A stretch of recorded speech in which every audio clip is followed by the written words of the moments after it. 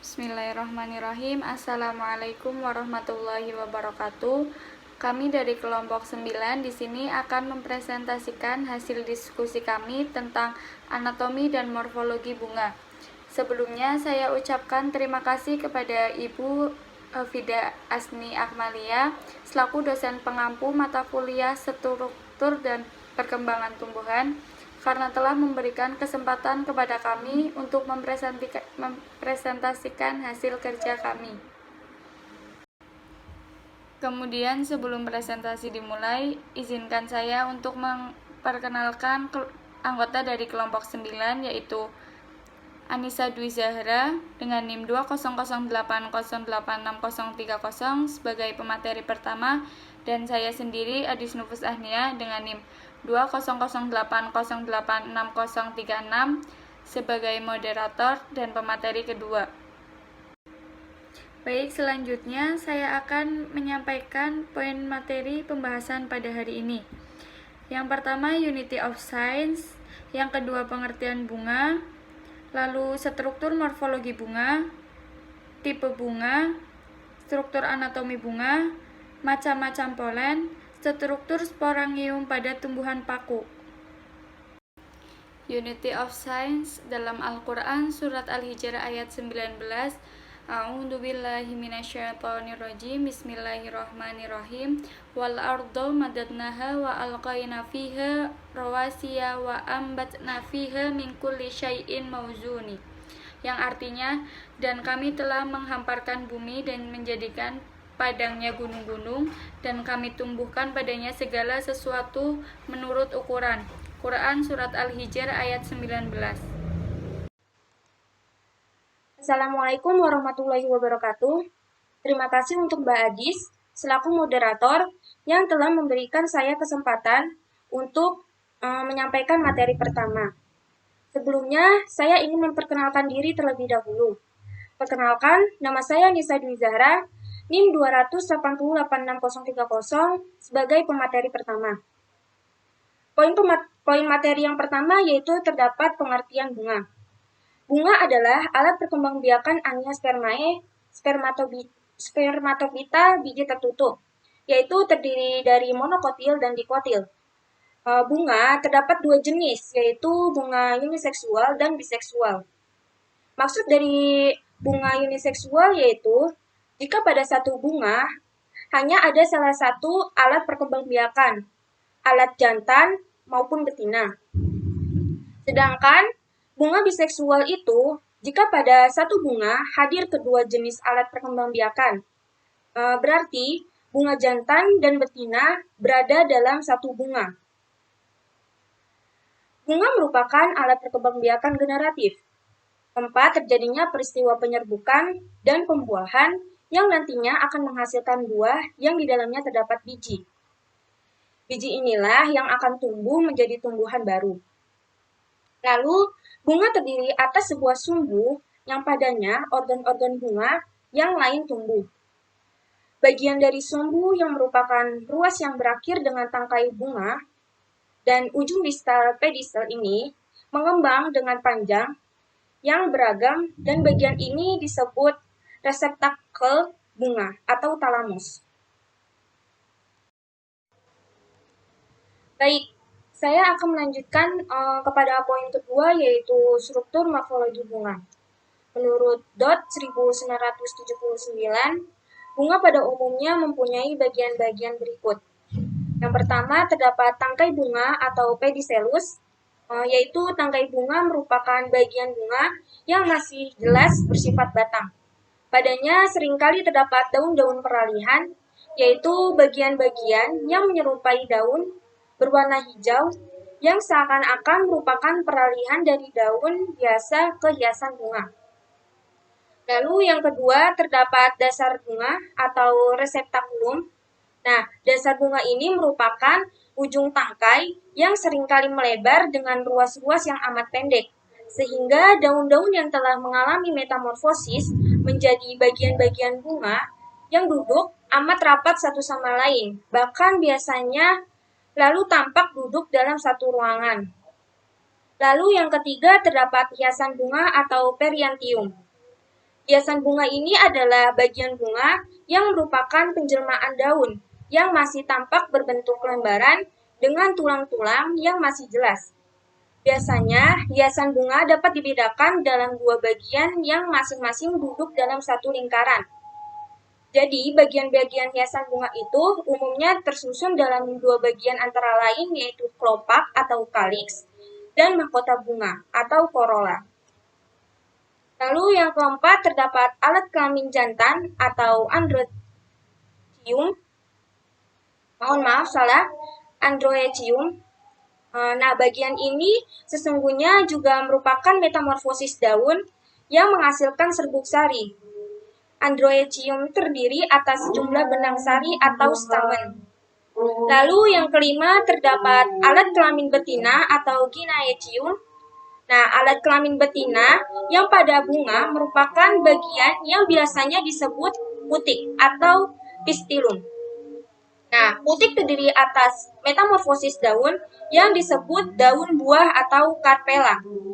Pada bunga dapat ditemukan satu atau beberapa putik, dan setiap putik dapat terdiri atas beberapa daun buah. Yang selanjutnya, dari melihat bagian-bagian yang terdapat pada bunga, maka bunga dapat dibedakan dalam yang pertama terdapat bunga lengkap, yang terdiri atas kelopak, mahkota, benang sari, dan putik. Nah, yang pertama ada kelopak. Kelopak memiliki fungsi untuk melindungi bagian-bagian bunga lainnya dari gangguan luar sebelum kuncup bunga itu mekar. Lalu yang kedua terdapat mahkota. Mahkota adalah rangkaian daun bunga yang kedua dari bawah adalah corolla, yang biasanya lebih halus, lebih lemas, tidak kaku, lebar, dan lebih indah warnanya. Lalu yang ketiga terdapat benang sari. Benang sari ini merupakan rangkaian daun bunga yang ketiga. Semuanya masih bergulung dan disebut benang sari. Benang sari merupakan bagian bunga yang berfungsi sebagai alat kelamin jantan pada bunga. Benang sari yang normal mempunyai tangkai sari. Nah, bagian dari benang sari yang biasanya berbentuk silinder dan cukup panjang. Dan kepala sari. Bagian dari benang sari yang terletak pada ujung tangkai sari. Lalu terdapat putik. Rangkaian daun yang keempat disebut putik, yang berada paling ujung dan berlekatan menjadi 4 bunga di atas dasar bunga. Nah, di ujung tangkai bunga yang biasanya melebar. Putik merupakan bagian bunga yang berfungsi sebagai alat kelamin betina. Putik terdiri atas kepala putik, tangkai putik yang berupa sebuah pipa atau tabung yang panjang dan merupakan tiang penghubung antara kepala putik dan bakal buah. Dan yang terakhir ada bakal putik. Bakal putik ini merupakan bagian dari putik yang terletak paling bawah dan duduk di atas dasar bunga. Lalu yang kedua terdapat bunga tidak lengkap. Bunga tidak lengkap atau bunga tidak sempurna jika salah satu bagian hiasan bunga atau salah satu alat kelaminnya tidak ada. Jika bunga tidak mempunyai hiasan bunga, maka bunga ini disebut telanjang atau nudus. Jika hanya mempunyai salah satu dari kedua alat kelaminnya,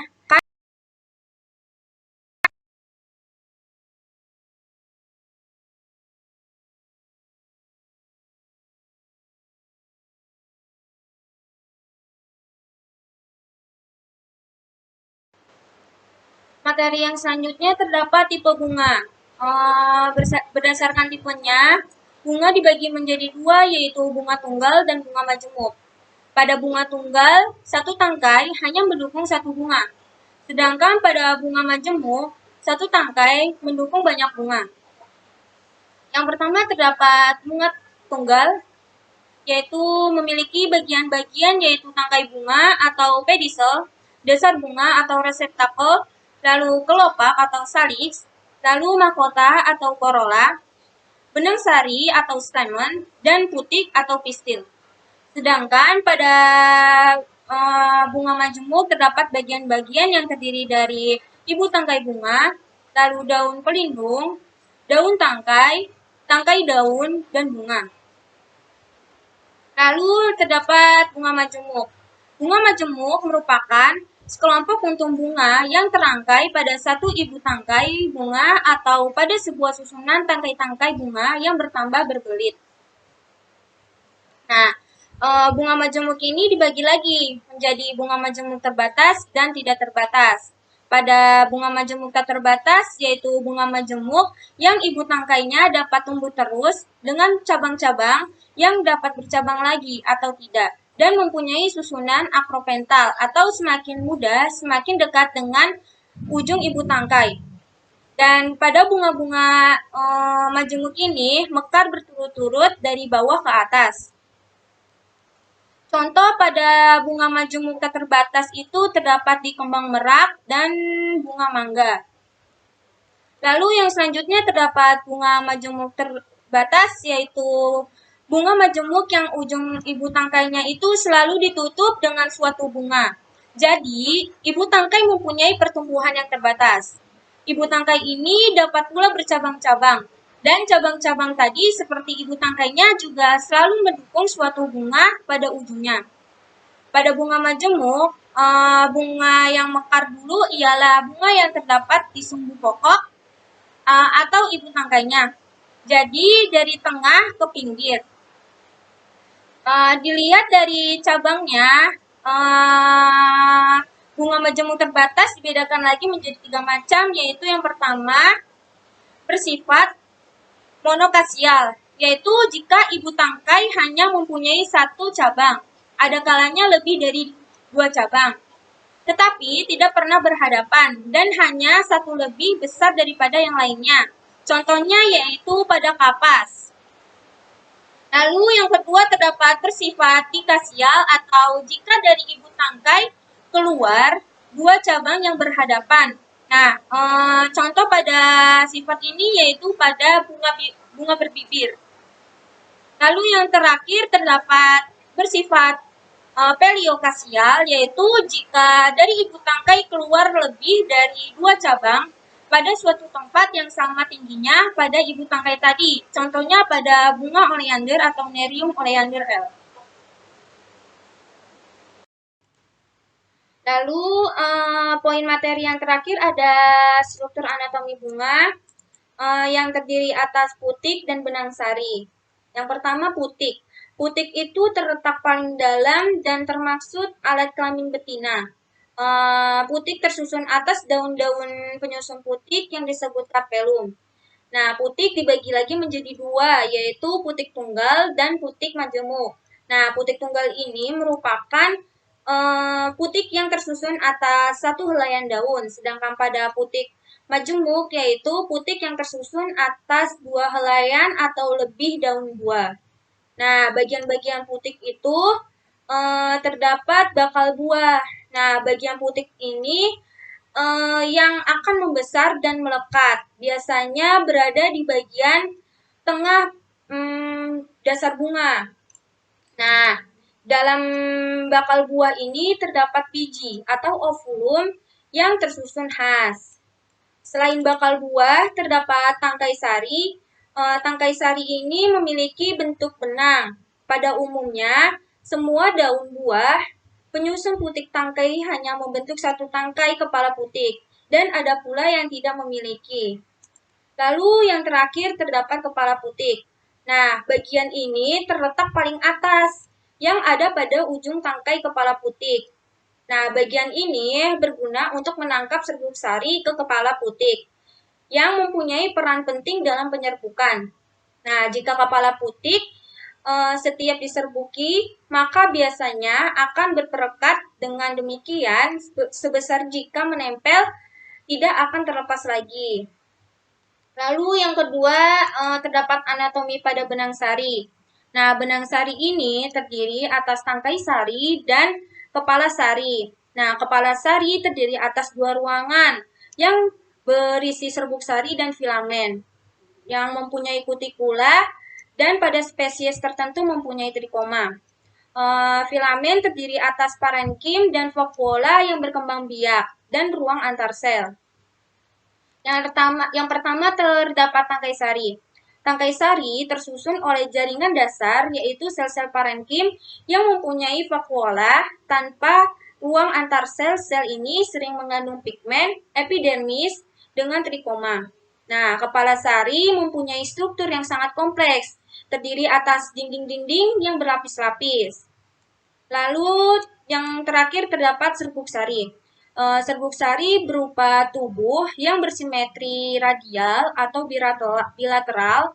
Pada dindingnya terdapat bagian yang kurang kuat yang disebut aparatur. Nah, bentuknya ada yang bulat dan ada yang memanjang.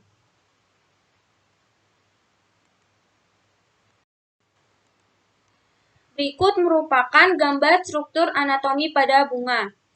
Paling atas terdapat kepala putik yang dilanjutkan oleh tangkai putik. Nah, kedua ini merupakan bagian dari putik. Lalu terdapat mahkota. Lalu ada bakal buah dan bakal biji yang terletak di tengah-tengah dasar bunga. Lalu paling bawah terdapat dasar bunga. Lalu terdapat kelopak, tangkai sari, dan kepala sari. Tangkai sari dan kepala sari ini merupakan bagian dari benang sari. Baik, materi yang selanjutnya akan disampaikan oleh Mbak Adis. Cukup sekian dari saya, kurang lebihnya mohon maaf. Wassalamualaikum warahmatullahi wabarakatuh. Baik, selanjutnya yaitu macam-macam tipe polen. Unit polen maupun spora dapat dilepaskan tumbuhan dalam bentuk. Yang pertama monad yaitu tunggal, yang kedua diad ganda 2, yang ketiga tetrad ganda 4, dan yang terakhir yaitu poliad banyak atau gerombol.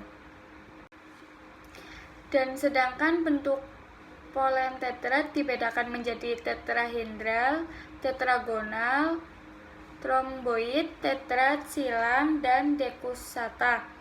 Polen mempunyai struktur dinding kompleks yang merefleksikan adaptasi fungsional dari suatu spesies terhadap habitat. Substansi pembentuk dinding serbuk sari ini disebut sporopolenin. Sporopolenin sangat stabil dan resisten terhadap berbagai pengaruh lingkungan. Secara dasar, struktur dinding polen dan spora mempunyai dua lapisan. Lapisan dasar yaitu intin atau intin dan eksin atau eksin.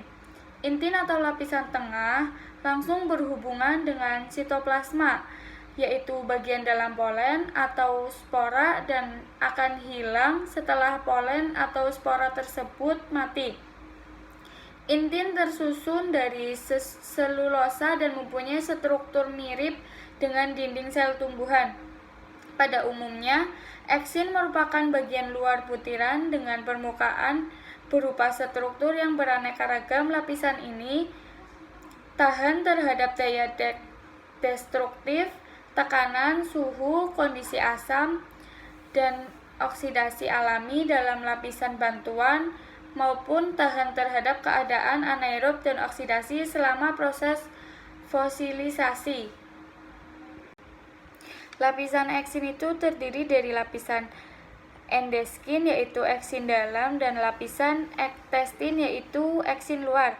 Ektestin yang tersusun dari 3 lapisan yaitu tektum sebagai lapisan terluar, kolumella atau bakula terbentuk tiang kecil yang mendukung tektum, dan lapisan kaki sebagai lapisan paling dasar.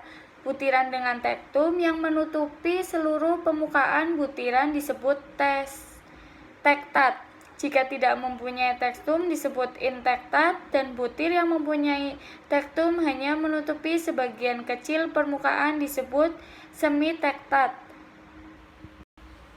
Selanjutnya yaitu macam-macam bentuk polen tetrad dibagi menjadi 5. Yang pertama tetrahedral, tetragonal, romboid, tetrad silang, dan dekusta. Penjelasannya seperti pada gambar di samping. Baik, yaitu selanjutnya struktur sporangium pada tumbuhan paku. Spora tersusun dari sporangium berdasarkan susunan dan letaknya. Ada 4 bentuk susunan sporangium pada tumbuhan paku, yaitu sorus yang sporangiumnya terletak di dalam permukaan daun, Yang kedua, sinangium, yaitu sporangium yang terletak di ketiak daun. Yang ketiga, strobilus, yaitu kumpulan sporangium di ujung batang atau cabang batang. Dan yang terakhir, sporokarpium, yaitu sporangium yang terletak dalam badan buah. Baik, selanjutnya kesimpulan. Kesimpulan pada materi kali ini yaitu bunga adalah alat perkembangbiakan Angiospermae atau spermatopita biji tertutup terdiri dari monokotil dan dikotil. Dan bunga itu merupakan alat perkembangbiakan generatif tempat terjadinya peristiwa penyerbukan dan pembuahan yang nantinya akan menghasilkan buah yang di dalamnya terdapat biji. Bagian-bagian bunga itu ada tangkai bunga, dasar bunga, hiasan bunga, alat kelamin jantan dan betina. Selanjutnya yaitu tipe bunga, ada tipe tunggal dan tipe majemuk. Anatomi bunga yaitu putik, ada bakal buah, tangkai kepala sari dan kepala sari, benang sari, ada tangkai sari dan serbuk sari. Unit polen maupun spora dapat dilepaskan tumbuhan dalam bentuk monad tunggal, diet ganda 2, tetrad ganda 4, dan polied banyak atau gerombol. Sedangkan bentuk polen tetrad dibedakan menjadi 5, yaitu tetrahedral, tetragonal, romboid, tetrad silang, dan decussata. 4. Bentuk susunan sporangium pada tumbuhan paku. Yang pertama ada sorus, kedua sinangium, ketiga strobilus, dan yang terakhir sporokarpium. Mungkin cukup sekian presentasi dari kelompok kami, kurang lebihnya mohon maaf. Wabillahi taufik wal hidayah. Wassalamualaikum warahmatullahi wabarakatuh.